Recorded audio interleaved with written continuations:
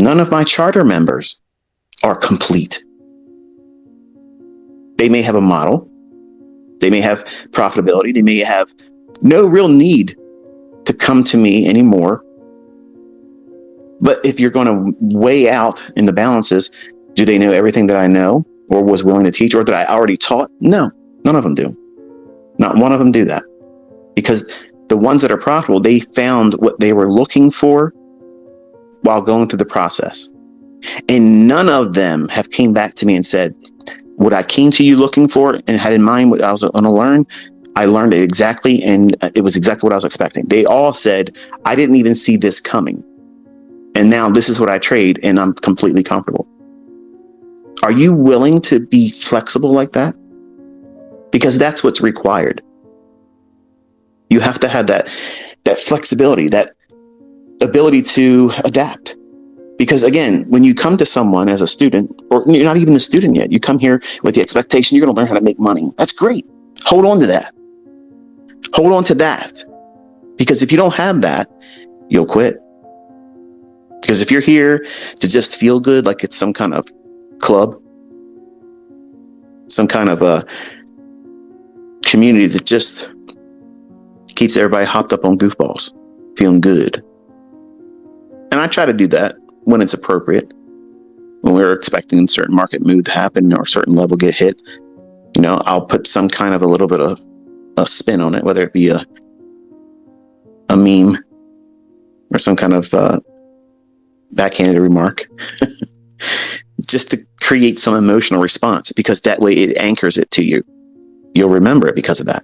Whereas if I just say it's going to go here, it goes there, and I never talk about it anymore, it just goes, you won't see that as something that is a milestone, which is important to see marked, logged, recorded in a journal, because you will encounter times when it feels like you can't do it. It feels like it won't make sense. You can come to me with this spirit of expectation and have the right mindset, saying, okay, I know nothing, I'm ready to learn. And then what happens is, because I have so many things to teach, I have so many approaches to going into the marketplace and finding setups. That was my weakness. I was afraid to enter the trades because I had no real understanding in 1992 what I was doing. So the entirety of 1993 and 94, I developed entry models because that's what I was fearful of. And I believed that I needed to be in every price swing. Every time something happened in the marketplace, I had to know why it did that. And because I'm obsessively compulsive, I poured all my energy and time into understanding what causes all these types of movements. And that's how I have 81 entry models. Do you need 81 of them? No. I didn't set out to have 81. I didn't set out to have a specific number. It just, this was the outcome. When I had to interview with Corbs, you know, he's like, you've authored and created a lot of different approaches and things in the industry that now people are using. You know, how many do you have? And I wish I wouldn't have said the number, because now what happens is everybody assumes that I'm going to teach all 81 of them. I'm not. And if you're thinking I'm going to put them in the books and that's the reason why you're going to buy the books, don't buy the books. Okay. I don't want you thinking that I'm going to tuck all that stuff in 3 books. I'm not. I'll talk about a few ones I haven't even taught my private mentorship group, because I want to leave an impression. I want my fingerprints known, so that way you'll look back through history and you'll see more of that. I haven't just been Inner Circle Trader. That's just the longest running name I've used on the internet. Admittedly, it's the most, well, recognized, but I want to put it down in November. I don't want to be ICT anymore. I just want to be Michael. And when I leave in November, I want you to feel empowered, not, oh, I feel like I'm disconnected.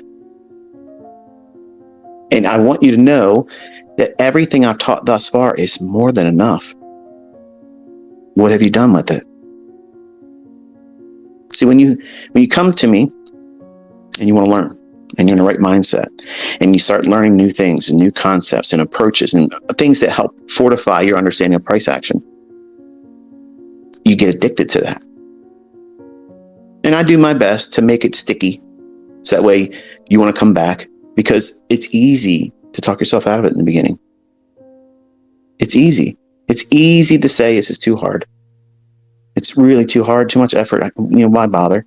Let me find someone that gives out signals. And to the gentleman that tweeted to me, do I give out signals? I wasn't making fun of you. I was just retweeting your tweet because I knew the community would come along and say, there is no better signal than the one that you're going to find on your own. And I'm teaching how to do that. So when I do that, folks, it's not the tweet of shame. Okay, I'm not trying to throw somebody out there in the fields that way they're wolf packed and torn to shreds. So if you're mean spirited, don't do that. That's not what I'm doing it for. It's just to encourage them, so that way they can see that when they're part of this community with the proper mindset, you won't need signals. But I'm aware as a mentor, I'm a realist. There's going to be people that come to me with all the right intentions, even with the proper mindset. I will fail them as a mentor because of something I can't do. And I'm a human. I can't meet every expectation of every student that comes to me. I understand that. And I wish that I could get that reach to be able to get that person that I can't fully communicate the understanding that they're lacking. But I'm a realist. I know that I'm going to fail some of you. In that regard, I will. But it doesn't cancel the responsibility that you have. You have to make a real conscious effort to do this and stay motivated. And the way you stay motivated is, why are you doing it? Why are you here? Are you here because you've seen no evidence that these things work, or you've seen evidence that other people have even used the content and they're making real money? Chances are that's probably what's happening. I think I'm seeing the biggest growth because of that very thing. People are making money. They're attributing it to what they learned from me. And I'm so thankful and appreciative of that. It's all I've ever asked for. Because when they come here and they hear me, they can hear me say these words: I have been blessed. Whether you choose to believe in God or not, I know He exists. And you learned what He gave me. And I'm a firm believer, because I'm cheerfully giving it to you, He continuously blesses me. Not only in this, but He blesses my life in other things as well. You don't have to go to church because you came to me as a student. I'm not saying that at all. But I want the opportunity for Him to receive all the glory, all the praise, all the attention. I don't want that. If I wanted it, I'd stay around. I'm at the height, folks. If you think this is all about beating my chest and bragging, this is not bragging. Listen to what I'm about to say. I'm at the biggest I've ever been. And I'm sure I'll probably have more following come November. And I'm leaving. I'm canceling everything everybody's ever said about me. I'm not what everyone that doesn't like me or wants to tear me down. I'm not like that. I've never been that way. I actively do things, even in my personal time. When I first wake up in the morning, all of you are my first thoughts. Every single one of you, whether you're my private students or my public students, you're my first thought, even before my own children. My passion is in helping other people. My children are in my care. They're in my hands. I'm not worrying about them. But I'm worrying about you, the person that watches a video and thinks you understand everything because you watched the video at 2 times the speed without even taking notes and thinking, I'm going to go out there and do it with my live account. I don't want you to do that. I want you to learn it properly. And I want you to be absolutely bored to death that you know exactly what you're doing. That's how you know you're ready to trade. That's how you know it's good for you to go out there and try to get those funded accounts. It's good for you to then consider trading with real money, because you know that you're not all hopped up. You're not excited about making the money. You're just, well, I'm ready. Let me out and do it. I'm not scared. I'm not terribly excited that I'm going to be overconfident. This is the rule-based idea. I'm following. It seems to work a lot. It fails sometimes, but I'm able to come back from that. It doesn't knock the legs out from underneath me. It just means that I took a loss. And then I have to keep doing what I'm supposed to be doing and keep the losses minimized. And let money management and trade management and the model I follow dictate the outcome. And don't put time limits on your success. I have to be this by that. No, you don't. Trust me. That date on the calendar, that time will come, and you'll still be here breathing. The things around you will still be the way they are, even if you don't get there because that was a goal you set. Goals have to be flexible. They're time-based, yes, but they're not in stone. They're just coordinates. I'm aiming for this destination. Well, your destination should be excellence. That's it. You should always be aiming for excellence. And you're going to find that you're going to have to calibrate yourself throughout the progress and process of getting to that destination. You're not going to get there overnight. Nobody, believe me, man, if there was somebody on this planet that was going to be able to do it overnight, I swear to God, I believed I was going to be it. Look at the level of accuracy that my skill set and concepts have given to other people and what I'm able to showcase. Before it happens, I explain to you what's going to happen. And I still can't be what I thought I was going to be when I first started. When I first started to really understand what I had in my hands. Because me as a human being, I wrestle with, I was going to reply this, folk. I don't know if it's a guy or girl now that I think about it, but one of the guys follow me on Twitter. They mentioned, like, how do you overcome, when you don't do it right, or if you lose money, like, how do you keep pressing forward? Well, it goes back to what you're doing, why you're doing it. See, I worked a lot of stupid jobs. And while we were driving down to Florida, I asked my wife, I said, when you were younger, how many jobs have you had? And she's like, I don't know. And we sat there and thought about it. And her list was really, really short. I had like 27 jobs. 27 jobs as a young man. I bounced around now some of them were like 1 or 2 days, but I was there, right? I was there. I did the job and I said, the hell with this. I ain't doing this. As soon as I got under the pressure of someone I knew was an idiot that did not know what they're doing, I couldn't be under them. I was like, I can't. This person has no idea what they're doing. They don't know how to manage people. They don't even know their own job. And if you're going to sign on to a job and they're not going to properly train you, what does that mean? You're going to be stressed out. And chances are they're probably going to get rid of you anyway because you aren't able to do the job that they can't train you to do properly anyway.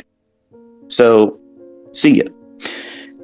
Well, in this endeavor, I tried to be the best manager. If you were to come to me as a student, I look at you as a college student. I'm the college itself. I'm the college professor. I'm the teacher. Okay, so I'm trying to fill all those seats, wear all those hats, and I'm trying to be as personable as I possibly can. I am giving you more time than any other person out there, whether they charge money or do it for free. Nobody is investing more into you than I am. Nobody is. I'm doing it more than you are. I believe in you more than you do. I know what you're doing incorrectly, and I know how to overcome that. But whether you're willing to listen to that good advice or not remains to be seen. And I have students that don't want to listen, and they stay exactly where they started when they first came here. And some of them get bent out of shape, and they blame their failure on me. And it's not accurate. You're just doing things incorrectly, or not doing the things I'm told you to do, or doing it long enough. It took me 6 years. 6 years, folks. What if I would have said, all right, guys, my name's Michael Huddleston. I know how to trade these markets. I'm going to show you what to do. I'm going to prove it beforehand. I'm going to show you what it's going to do. Bada bing, bada boom.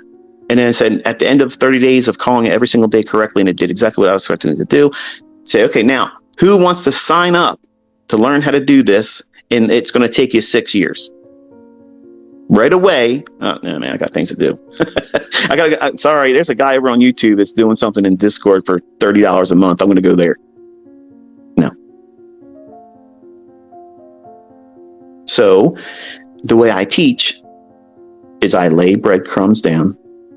I give you what I think is going to happen in the future. So I predict the future using tools and concepts that I've already taught. So that way you can see, does this resonate with you? Do you like the feeling of seeing us as a community look for the market to do a specific thing? And then when it comes to pass, how do you feel? Do you feel empowered? Do you feel like it's just luck? Do you feel like it is just another day at the job? It should be that. Just another day at the job. When you go to work this coming week, for those of you who have jobs, do you feel like you need to go home and tell your friends and coworkers that you meet outside the workplace? Or go online and say, I had the most amazing day at work. You have no idea. I processed so many accounts today. I was the head of everybody else. Look how many accounts I processed today. And I only lost one customer, but I got it back because I picked up a new customer over here. That's the same thing what everybody wants to do in trading. They want to go do their trades, go on social media, and say, look at this trade I did over here. Look. I made this many pips. I made this many handles, this many points. Yeah, I got stopped out over here, but I got it back over here. I corrected my drawdown. Look at this. That's not the right mindset. You don't do it at your job. Why? Because nobody gives a fuck. Nobody cares. Nobody cares what you did to earn your paycheck. They don't care. They only care what you drive, where you sleep, how you spend your money, what you dress like. Because they won't be content where they are in the skin they're in right now. They want to live a different life. So that's what everybody is pursuing. So that's the influence. Okay, that influencer, that factor. I have influencer factor within my name, my brand, who I am. I'm not promoting fast cars, fast life, everything else. I have lots of nice things. I have lots of money. I have lots of everything. I have freedom, all that business. I'm teaching you not to look at that stuff. Don't care about that stuff because that is, well, short-term gratification. That's it, short-term gratification. That stuff doesn't make me happy. Doing this, helping all of you, I love that. I have $100,000 cars that sit most of the time. Most of you say, well, if I had a car like that, I'd be driving. No, you wouldn't. Not if you were doing what we're doing. You're going to be doing this. You're going to be looking for new things to explore, new experiences, not collecting things. Collecting things is a waste. It's more things to worry about.